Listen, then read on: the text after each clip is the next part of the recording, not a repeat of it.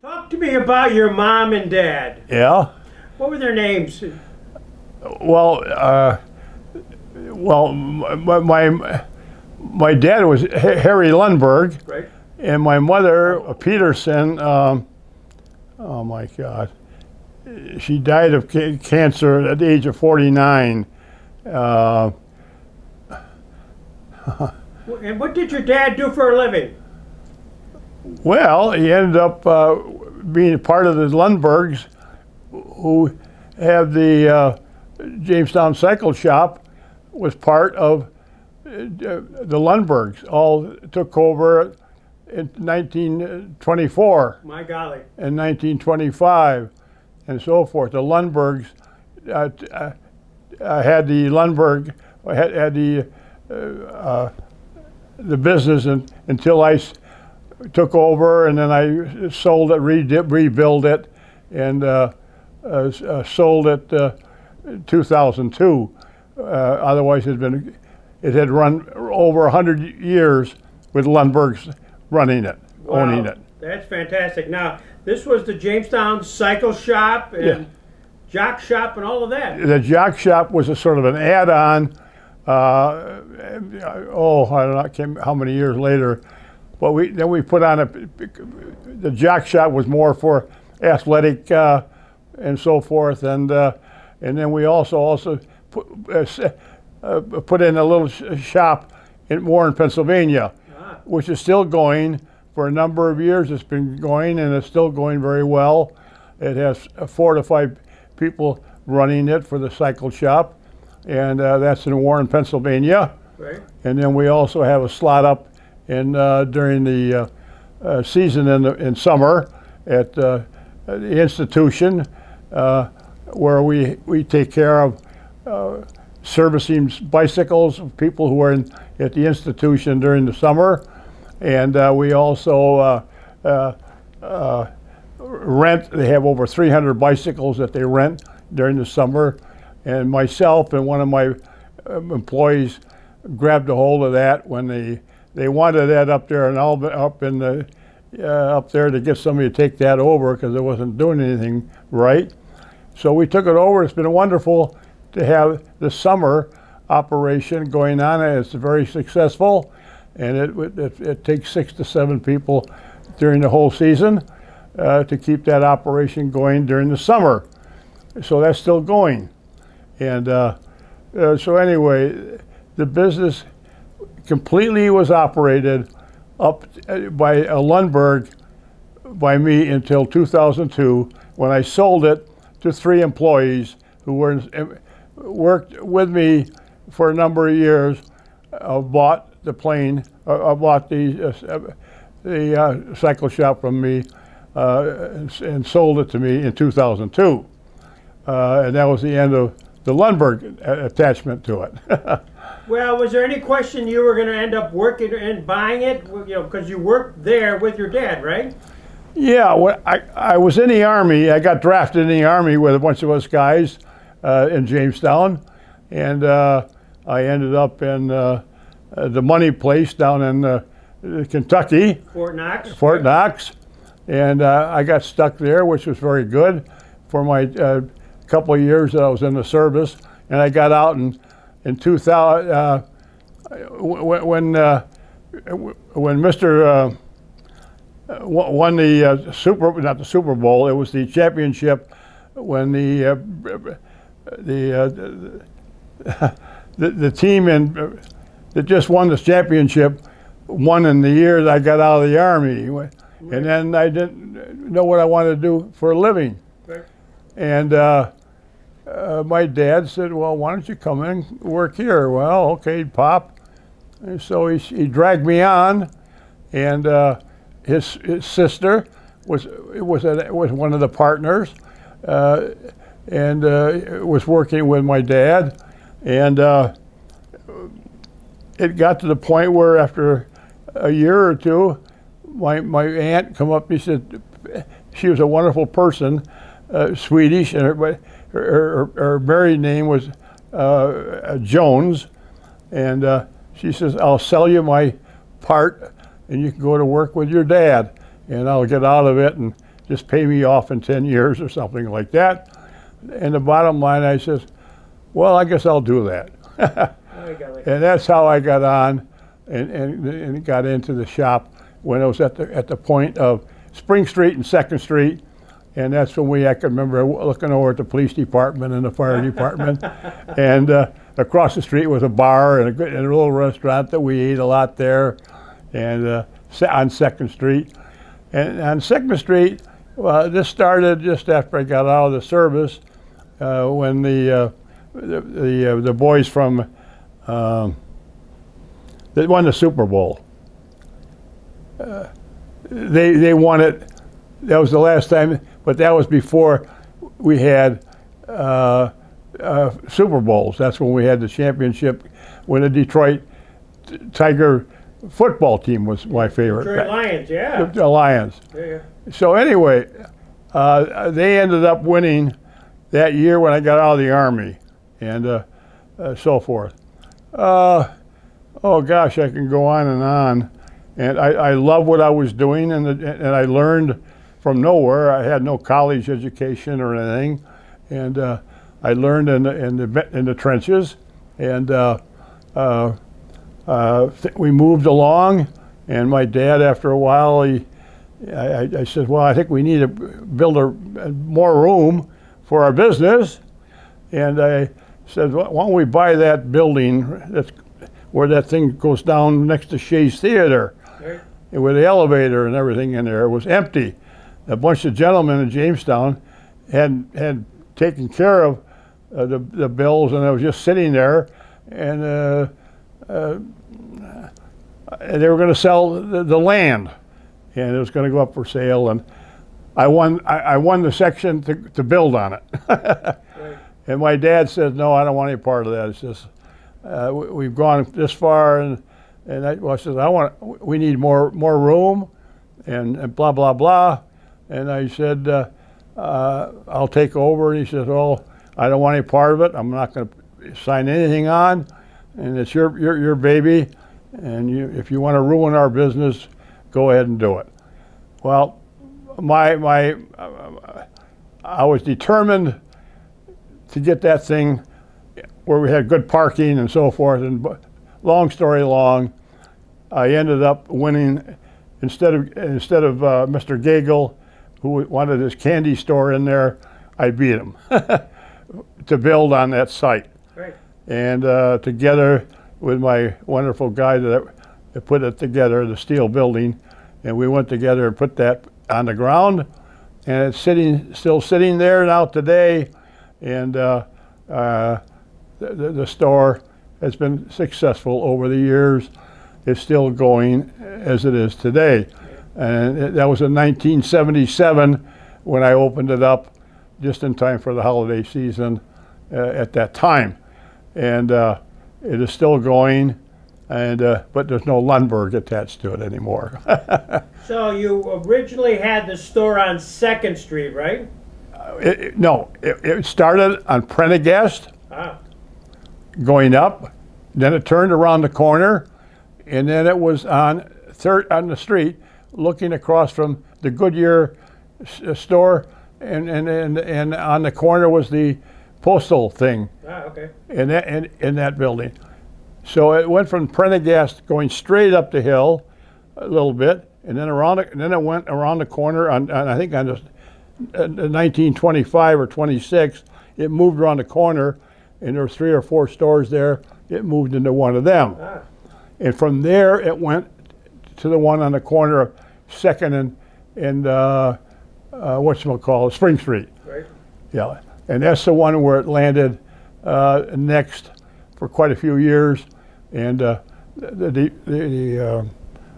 department that worked there, the workshop was facing the fire department and the police department. Right. Okay. And then around the corner was the front where the merchandise was more and so forth. Right. Yeah, and I enjoyed going in the back and monkeying around with my mechanics back there, and I did a few things myself, working with it and so forth. That's a lot of nice stories about my dad when he was working there. Lucille Ball, he waited on Lucille Ball. Back in those days, the motorcycles were very popular, and the motorcycles would come on Saturdays and park along where looking at the department of the fire department, and they'd come in there to buy belts for their big wide around your waist. Sure. And he fitted her for a waist around her, and then she put the waist on and got the right size and jumped on the motorcycle with the gentleman that he was on the back, and away they went. Motorcyclists back then on Saturdays a lot would come there to pick up their belts or helmets and all kind of stuff, and then they'd go riding or whatever, and because they had clubs, motorcycle clubs. That was back in the 45s and 1945, 40, and so forth. So it's pretty interesting history of the old store, and so forth. And the rest of it is history. It is still going. The gentlemen who worked for me were very good gentlemen. They worked very hard. People made my store. Okay. My employees made my store. You don't think I'm the Superman? No. The Superman is the people that you enjoy working with, and so forth. And we put things together, and we had fun together and working together. And three of the guys that worked with me, when I said, I think I want to retire and maybe sell the business. Well, the three of them put their heads together, Gary Evans and the other. And anyway. Randy Marsh? Yeah, Randy, and then whatchamacallit, the other, can't remember that. But anyway, so it came to the point where they said, well, we'll put it together and see if we can bing, bing, bing, bing, and now they obviously own the business. So it was a very interesting business. I had wonderful people that came in, wonderful people that worked with me, togetherness, and again, good employees make businesses, and engagement with people makes business and things work. And I enjoyed it. The memories of the business it was not fighting and arguing and monkeying, and we had Christmas parties and things with the family, with my employees, and I missed it, but I also I said, when I lost my first wife, and which was very, very difficult to handle, and so forth. But the bottom line is, I said, I'm going to retire, or we're going to travel, and I enjoyed things like fishing. Yeah, I saw a lot of pictures. Yeah, a lot of things and we traveled all over with my second wife, unfortunately for the first, but we traveled all over. Sweden a couple times, Italy a couple times, the islands, Antigua, a couple, 2.5, up in Alaska, 2.5 weeks, the Antigua Island, and so many places. We traveled all over and enjoyed our lives, and so forth. It was.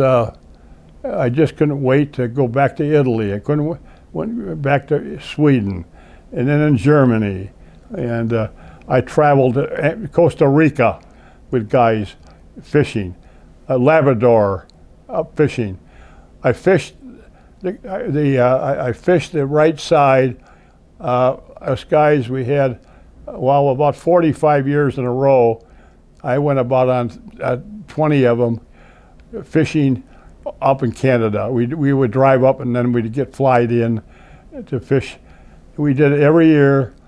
The last weeks of May or the 1st of June. That was when we'd go fly. We would go fishing, and we had a bunch of the guys, all Jamestown guys, great guys. We had wonderful times. We had 6 to 7, 8 guys that would go fishing every year in that period. And we would fish not on the Canadian side, but on the edge as we went up North Way, all the way up. I'm trying to remember all these things. But we would drive up so far. Many times we had to get then flown in and dropped off up, and I love it. And we fished on the right side. We didn't go in, but we got pretty well straight up, and we did not drop one line on that side. We drive. It was all on the Canadian side or the other American side. Yeah, and we had places where we got flown in and for the week, and great. The guys together are Lucian Ledestro. Lucian. Sure. Well, at the end, he was one of the guys who used to go with us too. He always fished with me up in the front, and I was in the back. And we had a great bunch. In fact, Sam Marciando was right here back now from Florida, and Sam was on the tail end of a lot of our fishing that was going up there, and we had tremendous times. Everybody got along so well, and just it was just. And I'm so lucky to have been, and have been. I still am to some degree, with wonderful people.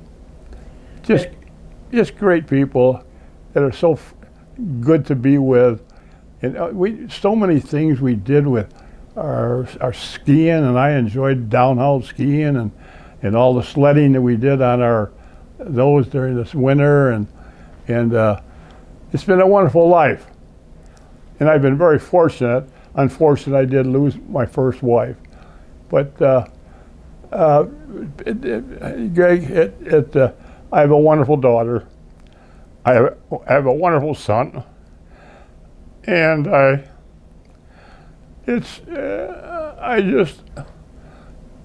have friends like you, and I'm a believer of engagement. People need to have engagement, and engagement just builds things up, and to be with people. And what I missed when I took the May, I got a few tears, but a few things. When we made the move was not a good move in that respect, but that's past tense. We cannot do anything about that, and I'm lucky that I have what I have. Well, part of what you have is on your head. It's the Detroit Tigers hat. You got that right, and I'll tell you. How did that get started? How did you get interested in the Tigers? Detroit Tigers, when they first had their minor league, they came to Jamestown at that time. They would come in and they would do an exhibition game, and then the team was back then when they were.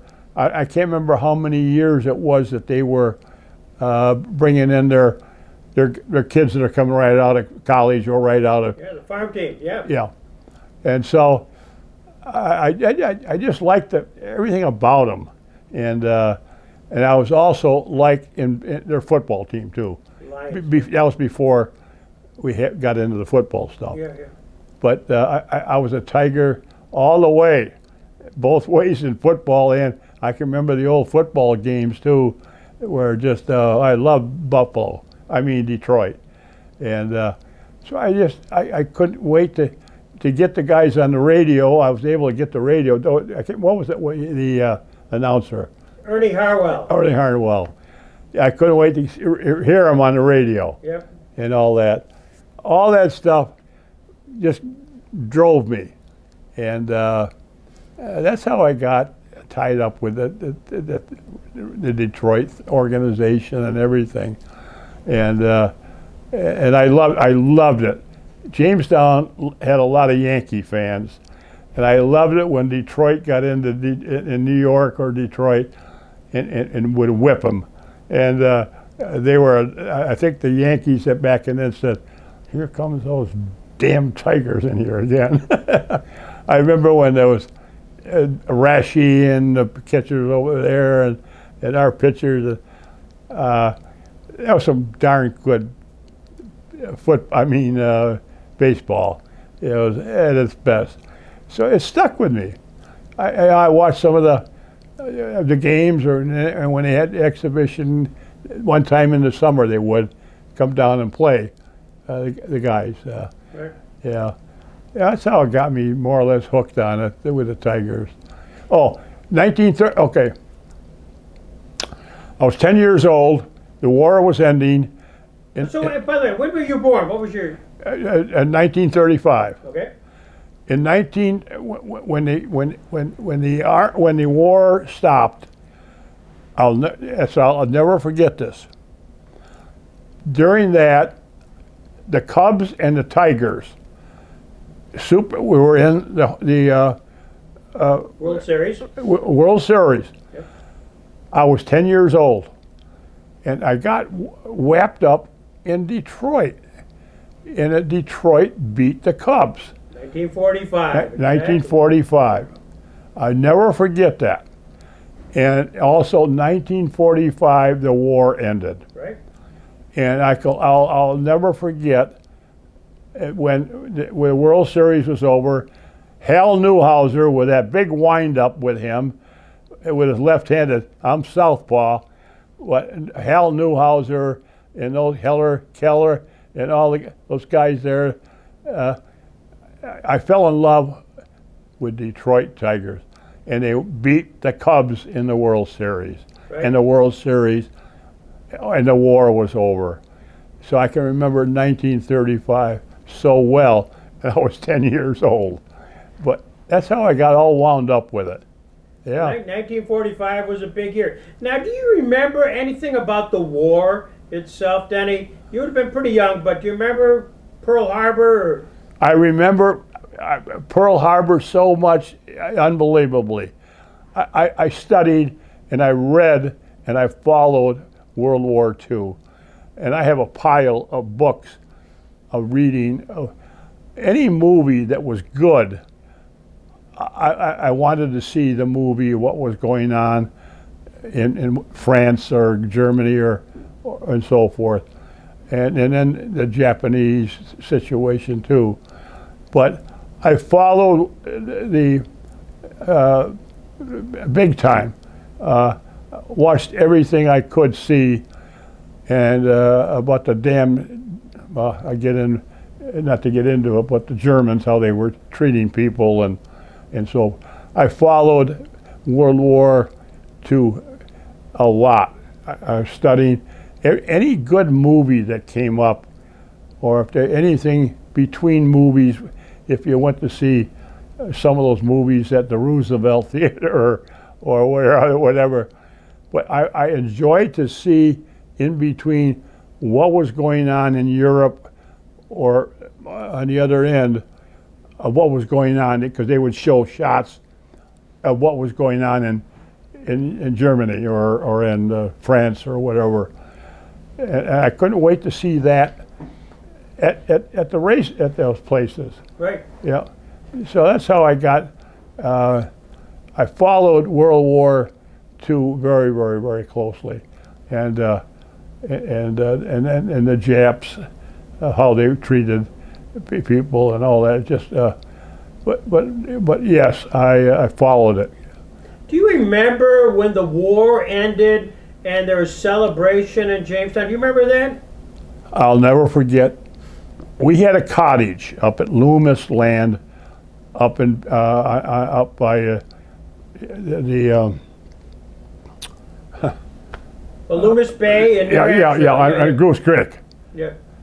We had a cottage there, and we were there the day, and we were there for the weekend or whatever, and then we were going to come back to Jamestown to our house up on Charles Street, and so we got in the car, And I'll never forget it. We were heading towards Jamestown to go to Charles Street. And we got down by the square, and we heard all the whistles going and stuff going down Brooklyn Square, and beep, beep, beep, all that stuff was going on. And it was the ending of the world, of the War, yeah. of the war. We were in the car.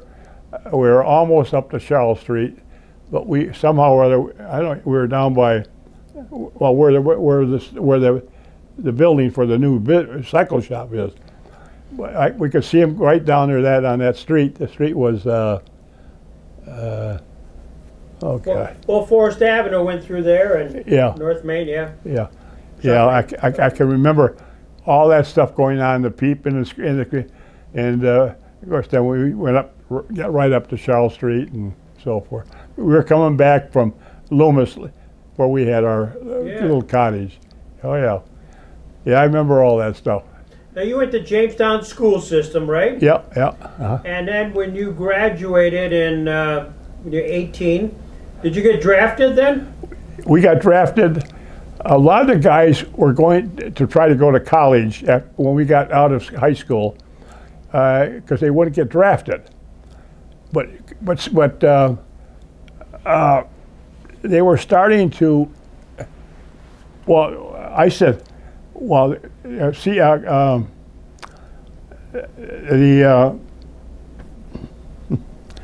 war was that now? Korea. The Korean War. Yeah, the Korean War.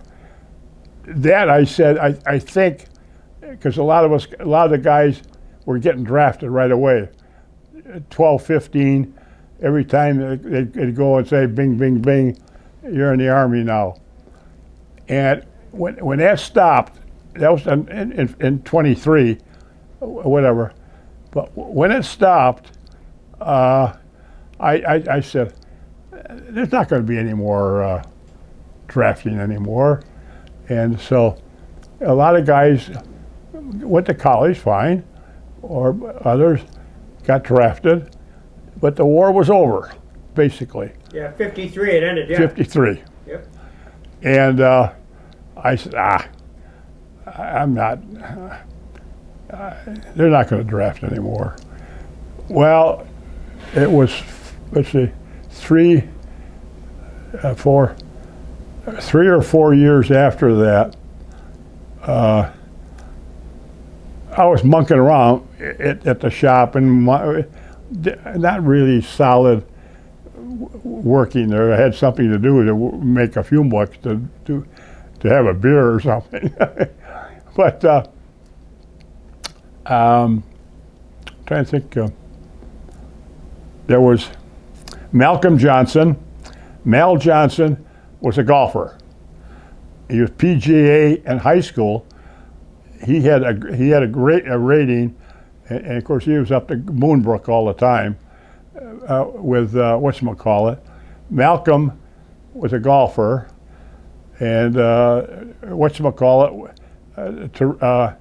his family had the breakfast. What's the Italian that had the Italian breakfast? Started with a T. Tolero. Yeah, he got drafted. And what Malcolm did, myself, and 2 or 3 other, about 10 of us got drafted at the same time, and whatever. And we all went to. You mentioned Fort Knox. Fort Knox, yeah. That's where we ended up there. And Malcolm was a registered young guy, but he could give lessons and so forth. And who was the top guy at the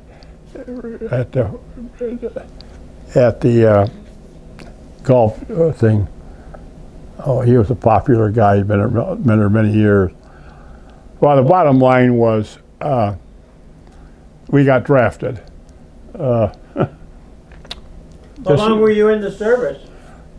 There were 2-year services. 2 years, okay. And then you had 3-year Reserve? Reserve. Okay. Yeah, most of them. I got the reserve. I got in 2 weeks. I had to go to the one in New Jersey. There was and I had to go there for 2 weeks one time, but otherwise that fades right out. But our oh God. What did they teach you at Fort Knox? Did you have an assignment? Did you have Well, what was this is when you go through basic training, 8 weeks. You're on the ground, you got your machine gun on you and your rifles, and you're going out they take you out in the jingle, and you're shoveling to get your tent up, 2 guys to a tent when you're going on that for reserve, and you're going through all of the stuff of on your stomach and shooting with machine guns and rifles and all that stuff that goes through and everybody said, God, I don't want to get into the infantry, Army infantry, but we were armored. Anybody in our place got stuck in armored training was brutal because you were out in the field constantly working on all of the stuff on your, but anyway, Malcolm Johnson, my buddy, and good golfer, he worked with whatchamacallit, who was the good guy at up on Moonbrook. Well, anyway, let's talk about Malcolm. Mal, we were out on maneuvers during when we were crawling around and shooting and learning how to kill people. And then you go into a second is, what are these guys worth? Is this guy any good? Is he a good mechanic? Is this guy okay to send him? He's good with mechanics, or he's with this, or he's with that, and so forth. Because we all had forms. And Malcolm, when we were out we were out in the field. We'd only been in there. We'd put up our tents and so forth. And the sergeant comes over and gets hold of. He said, "Hey Johnson, Malcolm, come on over." I wonder what had happened, because we were all in the same barracks. And he said, "Come on with me." And he got in the Jeep, and away he went. I said, "What the H did Mal do? Did he do something bad?" Well, we only had a couple more days left, and we got back into the cabins to see where we're going to go. What's the next thing? Are you going to go to armored, or are you going to go to this, or whatever? Malcolm Johnson job, when the sergeant pulled him off that, he went to the golf course. And he became the golf course for 2 years. Oh my gosh. At the golf course there, and all the majors and generals and those people were learning how to play golf with Malcolm for 2 years. Oh, what an assignment! What an assignment! So Mal, it came back into our where we lived, and I asked, "What's going on, Mal?" He says, "I'm going to try and get you out. I'm going to go see the Sarge.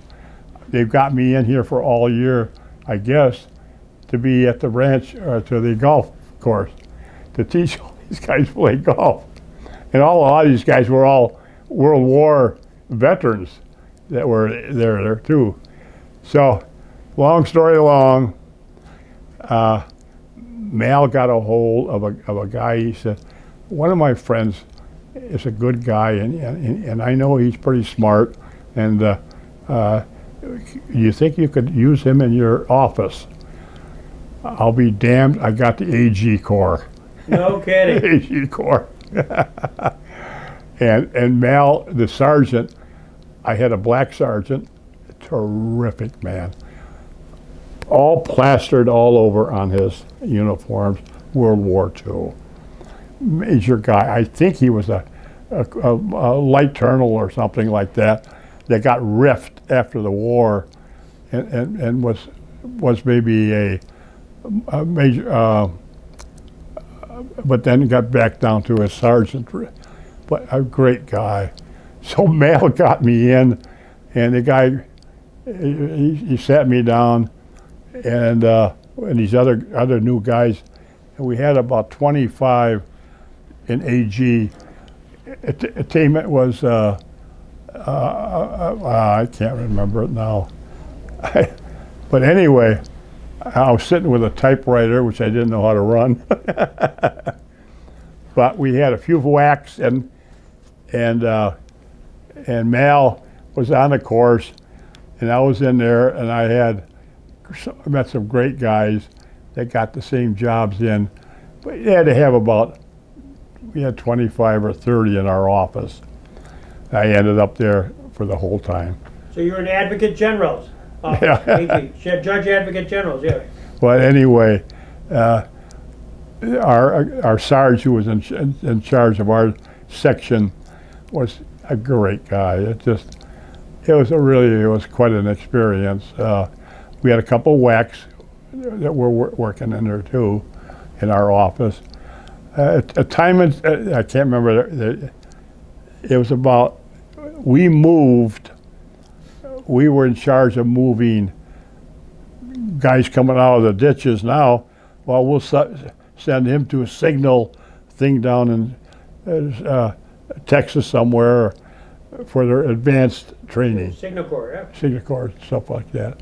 Yeah, so we ended up with, and he ended up with playing golf for 2 years. And Mal and I had a very good job. I mean, it worked out. It was quite a treatment, yeah. And so, and then after my wife came in, then we lived off post for a few months at the tail end of there. Yeah, it was quite an experience. It really was. It was pretty interesting. Then you came back here after that? Yeah, when we got back, she had a job at the Bank of Jamestown, before, and but you know, tellers were making $29 or $39 or something a week, you know, and so, and then we rented a place on Liberty Street, and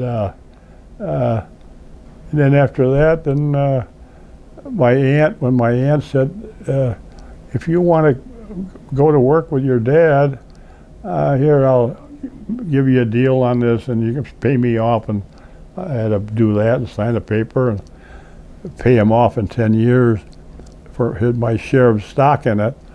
And that's how I got involved with it and went to work there. And my aunt was a wonderful lady, and she gave me a good deal on it, buying the stocks out of it, and to work with my dad. And so that's how I got going. And I was there about 2 years when she said, "You can buy me out." Yeah. Yeah. Well, that worked out great then. Yeah. You know, one of the things I remember, Denny, is you came to all our Tiger events with the newspapers of the 1968, I believe, World Championship Detroit Free Presses. You had all the newspapers. Yeah. And I think you gave that to the Sports Hall of Fame, didn't you? Yeah, I did. Yeah. That's still sitting there. Yeah. Yeah. One of my buddies, I'm trying to think how I got that. One of my guys had anyway, he said, "I'm going to save every paper for you." Wow. Yeah, and that it's still sitting there, I guess. Yeah, I've read it several times. It's always great, and it was fun when we had Willie Horton came here. And then we went over to the Jackson Center, didn't we? Yes, we did. I can remember that, and I can't remember all that. Yeah, we had a big evening where I interviewed Willie and showed the movie of Detroit. Exactly. Yeah. Yeah. That was a big day. Yeah, and I keep. This is one little story. When I was driving then, and my wife and everything, and she said, I was running into a store. That's when we were first moving. I can't remember. It doesn't make any difference. But I had a jacket with the Detroit thing, and I'm at the counter. It was around where there was the meat was, and the fish and stuff like that, where that counter was in this nice store. It's one of the top stores around there. And I'm in one of the carts that you run around in. And this guy is over by the counter looking at me. And I had that jacket on, the big knit.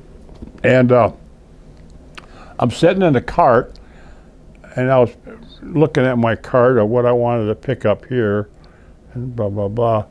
And this guy kept looking at me. And the next thing I know, I saw him bending over, and I said, I wonder if this guy's got a gun. He's creeping over by the where the meat department and all that was. And I'm sitting over there, and this guy comes over. He's got some stuff on him, and sort of bent over. He said, are you a Detroit Tiger fan? I certainly am, with his jacket on. And he said, my God, he said. And now he stood up, and he was about 6'1" or 2, and he's standing in front of me, and I'm on the machine. And he said, I've never seen a Detroit Tiger fan here anywhere. And he said, yes, I'm a Detroit Tiger fan. I have been one for one hell of a long time. And he's standing there. He said, you're the only Detroit Tiger fighter I've ever seen here before. And he said, I said, well, yeah. I said, you like him? Yeah. He said, I was in the minor leagues for 1 year or something, and he was a third baseman or a shortstop, I don't know what, trying to be a Tiger. And he said, I'm a Tiger fan. I thought the guy was going to pee in the floor. You made his day, yeah. And he said, I've seen no Detroit Tiger anything to do with Tigers anywhere except me. And he gave me a phone number, and I called him because it was a little bit, maybe 10 miles away from where we were or whatever. But the guy I guess he tried to get, he was in the minors for 1 year or something like that. But the guy he couldn't get over it. Yeah. Well, the nice thing, we've been getting together, you know, periodically with Dan Lanetta and Wally and Peter Sullivan and all of those guys. You know, it was all kind of fun, and we hope to do that again. So we'll keep you posted, Denny. Yeah. That'd be great. Is there any of them left? Well, yeah, sure. There's a few of them, and so the group, though it's getting a little smaller, but we try to get together at least once a year when Danny gets here. Yeah, right. Yeah. So now that you're back, we'll make you part of it. Hey, that'd be fun. That'd be super. Yeah. Well, I just hope I can hold on to this what I got left up here, but yeah, okay. That sounds good, Greg. Well, Danny, this has been great. Thank you for letting me spend time with you. Let me tell you, you don't know how great this is to see you here and you go over all this good stuff. God bless you, man. And I look forward to getting out when the weather now gets better and some of the guys get popping around and so forth. I hope I can get a little bit better here, but we're plugging along. That's all I can do, you know? Sure. You don't know how much I appreciate you being here, pal. God bless you. Man, I'll tell you. Well, no more so than I enjoying you, Denny. This is great. So we're going to be getting together soon here with the Tiger guys. So Yeah. we'll give you a call. That'd be great, man. That'd be great. Yeah. And I've tried to remember stuff that goes along, but I'm not telling any lies about anything. Everything is the real. And I'm lucky the way things worked over the years, and I loved what I was doing, and the main thing is being around people. It's that's what I lost when I made the move to go further up, in this area. Mhm. Yeah, that was my big bad move. But can't do anything about it. It's today now. Tomorrow's tomorrow. Exactly. So, Greg, Thank hey you. man, Thank you. I'll shake your hand here. And I'm also going to get you a picture with the Jamestown Tarp Skunks hat. So that's what we're going to do next. about the Hall of Fame. Yeah. Of getting some people maybe over, some talking to them when once in a while gets back from Florida. Randy Anderson. Yeah. Well, you've been on the Hall of Fame for, gosh, you were on the board forever, weren't you? Well, no, I was put on when I retired. All right, Denny, I'm going to have you give me a big smile here because I'm turning you into a baseball card. This is unbelievable. There we go. Let's go, boys. I love it. So they got that crazy name again for the game for the team this year. Tarp Skunks. Yeah. When did they start the season? They started in the end of May, so in Okay. less than 2 months they'll start again. Okay. And then the Lutheran has tickets. Oh, really? Yeah, so we're gonna take everybody over there to the game. So that's what I was wondering about, going to some of a few of those games over there. Yeah. Yeah, okay, You're good. Just down the road, so it's Okay, all pal. good.